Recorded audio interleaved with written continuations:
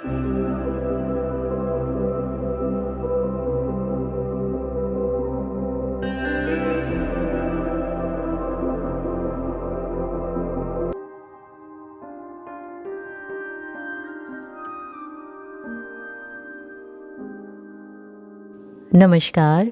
सुनो कहानी YouTube channel में आप सभी का स्वागत है। मैं सीमा आज आपको जो कहानी सुनाने वाली हूँ उसका नाम है अंतिम पुष्पांजलि। दरवाजे पर घंटी की आवाज़ सुनकर शालिनी चौंक उठी। इस समय वह बहुत जल्दी में थी। मधुकर ने 6 बजे उसे रेस्तरां में बुलाया था और इस समय 5:30 बज चुके थे। पता नहीं कौन है। झुंझलाते हुए उसने दरवाज़ा खोला। सामने एक अपरिचित महिला खड़ी थी। शालिनी को देखकर वह झिझकते हुए बोली, आप श्रीमती शालिनी हैं न? मैं विनती हूँ, मधुकर जी की पत्नी। यह सुनकर शालिनी 2 कदम पीछे हट गई। हकलाती हुई सी बोली, मैं आपको पहचान नहीं पाई और क्षमा कीजिए, इस समय मैं ज़रा जल्दी में हूँ। मैं जानती हूँ कि शाम 6 बजे आपको झरना पहुँचना था, पर मेरे पति आज वहाँ नहीं पहुँचेंगे। शालिनी की समझ में नहीं आया कि वह विश्वास करे या नहीं। विनती उसके मनोभाव ताड़कर बोली, आप घर पर फ़ोन करके मधुकर जी से बात कर सकती हैं, पर क्या आप मुझे अंदर आने के लिए नहीं कहेंगी? आइए, शालिनी ने रूखेपन से कहा। धन्यवाद, कहकर विनती शालिनी के पीछे ड्राइंग रूम में घुस आई। सामने ही मेज पर एक 7-8 वर्षीय बालिका का फ्रेम में जड़ा फ़ोटो रखा था। फ़ोटो की ओर देखकर विनती बोली, बड़ी प्यारी बच्ची है आपकी, छात्रावास में रह रही है न? शालिनी हैरत से विनती की ओर देखती रह गई। एक लंबी सांस लेकर विनती बोली, सच बिना पिता के बच्चों को पालना अकेली स्त्री के लिए बड़ा कठिन है। नन्ही सी बिटिया को अपने से अलग करने पर आपके हृदय पर क्या बीतती होगी, वह मैं समझ सकती हूँ। सहानुभूति के लिए धन्यवाद। शालिनी के स्वर में अभी तक कटुता थी। क्षमा कीजिए, यह मैं सहानुभूति प्रदर्शित करने के लिए नहीं कह रही, केवल एक सत्य मुंह से निकल गया। मेरे 3 छोटे छोटे बच्चे हैं, दुनिया की ऊंच नीच से बेखबर। वे केवल यह जानते हैं कि माता पिता दोनों के प्यार पर उनका समान अधिकार है। क्या तुम सोचती हो मेरी बच्ची को अपने पिता से प्यार नहीं था? हमारे अलग होने पर उसे भी बहुत गहरी चोट पहुंची। मैंने उसके हित के लिए ही तलाक लिया था, क्योंकि माता पिता को हर रोज़ लड़ते हुए देखना उसके कोमल हृदय को कुंठित कर सकता था। मेरे साथ भी तो यही विडंबना है। हमारा कभी लड़ाई झगड़ा नहीं हुआ। मैं जान भी न पाई कि कब वह मुझसे दूर होते चले गए। अपनी लापरवाही के कारण मैंने अपने पारिवारिक जीवन को नीरस बना दिया था। बंधी बंधाई दिनचर्या वाली जिंदगी हो गई थी हमारी। अच्छी गृहिणी होने को ही अच्छी पत्नी का पर्याय मान बैठी थी मैं। क्या तुम चाहती हो कि मधुकर का सारा जीवन इसी प्रकार नीरस व्यतीत हो? जो प्रसन्नता तुम मधुकर को न दे सकी वह मैं दे सकती हूँ, तो उसमें तुम क्यों बाधा बनना चाहती हो? शालिनी का हृदय जोर जोर से धड़क रहा था, पर उसके स्वाभिमान ने उसे अपनी बात पर अड़े रहने के लिए मजबूर कर दिया था। यदि इसमें केवल इनकी ही प्रसन्नता की बात होती तो यकीन मानिए शालिनी जी, मैं बिना हिचके आप दोनों के रास्ते से हट जाती, क्योंकि मैं इन्हें बहुत प्यार करती हूँ और इन्हें हमेशा प्रसन्न देखना चाहती हूँ। पर बात सिर्फ हम बड़ों की ही नहीं है, इसमें मेरे 3 और यदि आपकी पुत्री को भी ले लें तो 4 भोले बच्चों की भी प्रसन्नता का प्रश्न है। और क्या आप ही सदा दूसरी स्त्री बनकर खुश रह सकेंगे? अपमान से शालिनी का मुंह लाल हो गया। क्रुद्ध होकर बोली, क्या तुम सोचती हो कि मधुकर तुम्हें तलाक नहीं दे सकते? मैं अपने पति को शायद बहुत अच्छी तरह नहीं समझ सकी, पर इतना अवश्य जानती हूँ कि वह तलाक लेने का साहस नहीं करेंगे।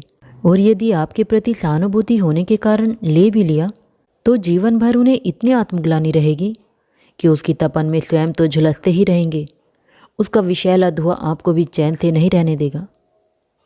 तुम यह कैसे मान सकती हो कि यदि मैं रास्ते से हट जाऊं तो मधुकर मुझे भूल ही जाएंगे? क्या मेरी याद सदैव तुम्हारे दाम्पत्य जीवन के बीच एक दीवार नहीं बनी रहेगी? मैं मनुष्य की कमजोरियों को अच्छी तरह जानती हूँ और मुझे उन्हें नज़रअंदाज करना भी आता है। अब जब मैं इनकी भावनाओं को समझ गई हूँ तो अपने व्यवहार से और समय के साथ साथ आपकी याद इनके हृदय से निकालने में मैं सफल हो जाऊंगी, इसका मुझे पूर्ण विश्वास है। इस आत्मविश्वास के लिए तुम्हें मेरी बधाई है। पर क्या तुमने मधुकर से भी इस विषय में बात की है?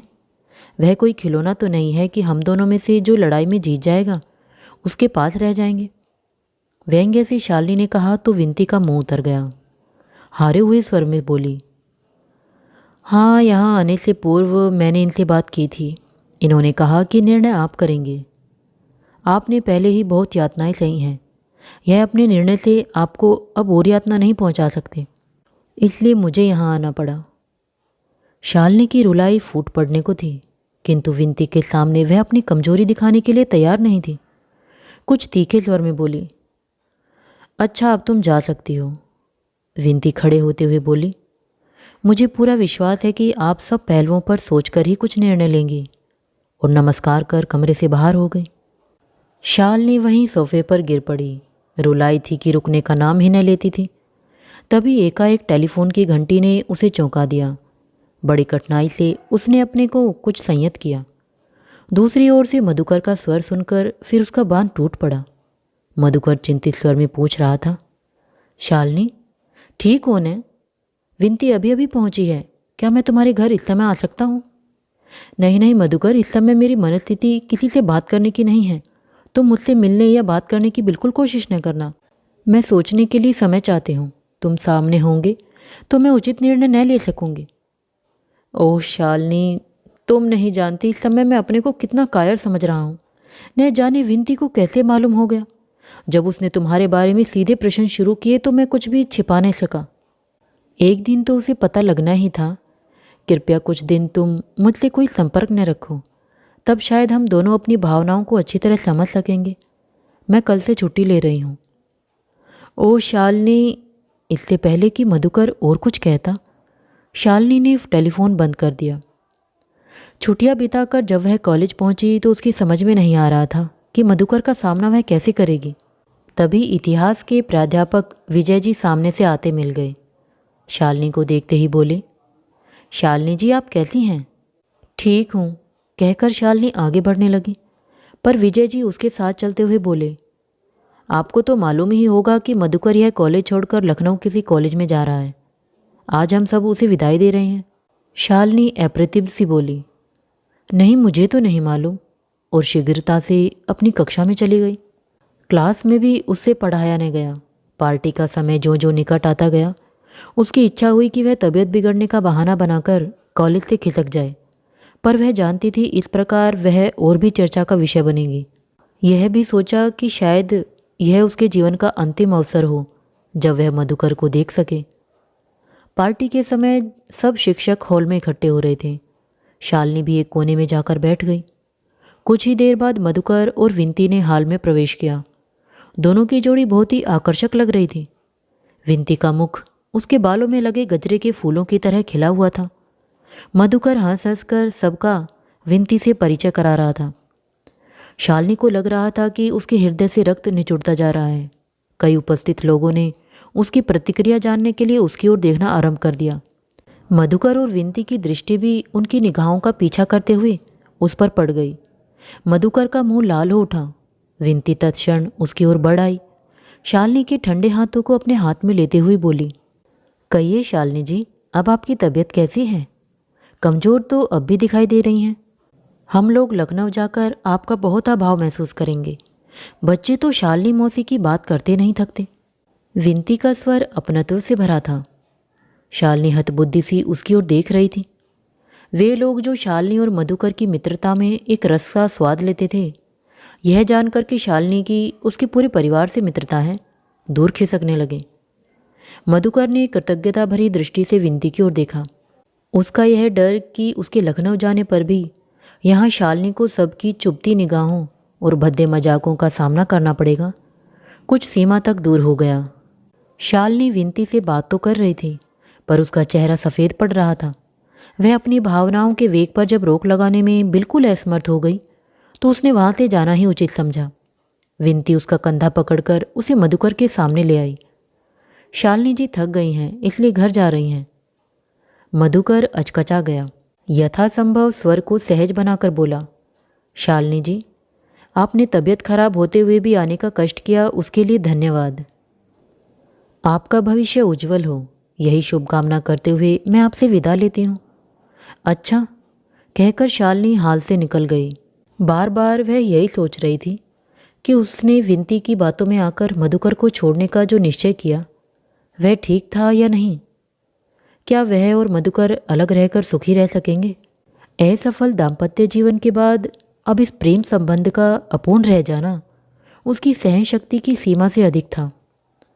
जिस समय उसने कॉलेज में अध्यापन कार्य प्रारंभ किया था वह तन और मन से टूटी हुई थी। शराबी जुआरी पति के साथ इतने साल निभाने के प्रयत्न और तलाक लेने की कार्रवाइयों के बाद उसका आत्मविश्वास बिल्कुल समाप्त हो चुका था। ऐसे समय में उसका परिचय मधुकर से हुआ। उसकी सहानुभूतिपूर्ण मित्रता पाकर उसका आत्मसम्मान लौट आया। पति द्वारा दी गई हीन भावना ने उसे उकसाया कि वह परपुरुष का हृदय जीतकर अपनी ठेस लगी भावनाओं को सहलाए। दोनों में से किसी ने भी यह सोचने का प्रयत्न नहीं किया कि इस प्रकार की मित्रता का अंत क्या होगा। शाम को ठंडी हवा बह रही थी। बगीचे में लगे पौधों की टहनियाँ उसी सुरताल में थिरक रही थी। विनती एक कुर्सी पर बैठी थी। रंजन उसके पास खड़ा उससे गणित का कोई प्रश्न हल करवा रहा था। विनती ने कुछ देर समझाने का प्रयत्न किया, फिर घास पर लेटे मधुकर की ओर संकेत कर बोली, जब पिताजी से पूछ ले, मैं तो खुद गणित में कमज़ोर हूँ। रंजन असमंजस में पड़ गया और पिता की ओर देखने लगा। मधुकर को गलानी हो आई। इन कुछ दिनों में वह अपने बच्चों से कितनी दूर चला गया है। हंसकर बोला, यार समझ कर तो देख, कॉलेज में मैं गणित पढ़ाता हूँ। रंजन मुस्कुराकर उसके पास पहुँच गया। विनती ने पास पड़ा ट्रांजिस्टर खोल दिया। तभी पास ही बैट बॉल से खेलते छोटे पुत्र के कानों में किसी खिलाड़ी द्वारा रिकॉर्ड तोड़ने का समाचार पड़ गया। वह मधुकर के पास आकर उसकी टांगें झकझोर कर बोला, पिताजी, परसों जब मैं रिकॉर्ड प्लेयर बजा रहा था मैंने भी एक रिकॉर्ड तोड़ा था। आप मेरा नाम भी रेडियो में दे दीजिए। बेटे की भोली बात सुनकर मधुकर जोर जोर से हंसने लगे। तभी घर में शालिनी ने प्रवेश किया। मधुकर घास पर कंधों के बल लेटा था। उसके सामने बड़ा पुत्र कॉपी किताब पर झुका हुआ था। छोटा पुत्र उसकी टांगों की ओर बैठा भोले से चेहरे पर खींच के भाव लिए उसकी ओर देख रहा था। नन्ही पुत्री उसकी पीठ का सहारा लिए बैठ उसके शरीर पर फूल और पत्तियां डाल रही थी। मधुकर की हंसी की ध्वनि शालिनी बाहर से सुनती आ रही थी। उसकी इच्छा हुई कि वह लौट जाए, पर विनती ने उसे देख लिया। वह कुर्सी छोड़कर उसकी ओर बढ़ते हुए बोली, देखिए कौन आया है। मधुकर ने उसको देखा। उसके मुख से हंसी गायब हो गई, जैसे कोई अपराध करते पकड़ा गया हो। विनती बोली, मैंने शालिनी जी को आज के लिए निमंत्रण दिया था, आपको बताना भूल गई। फिर वह चाय लाने के लिए अंदर चली गई। शालिनी जब जाने लगी तो विनती ने मधुकर से कहा कि वह कार में उसे छोड़ आए। शालिनी घर आने पर कार से उतरी नहीं। बोली, मधुकर, आज मुझे विश्वास हो गया कि हमारा परस्पर संबंध तोड़ने का निश्चय उचित ही था। मधुकर के गले में एक गोला सा अटक गया। वह बोला, शालिनी, क्या मैं समझूं कि तुमने मुझे क्षमा कर दिया है? तुम्हारा तो कोई दोष नहीं था।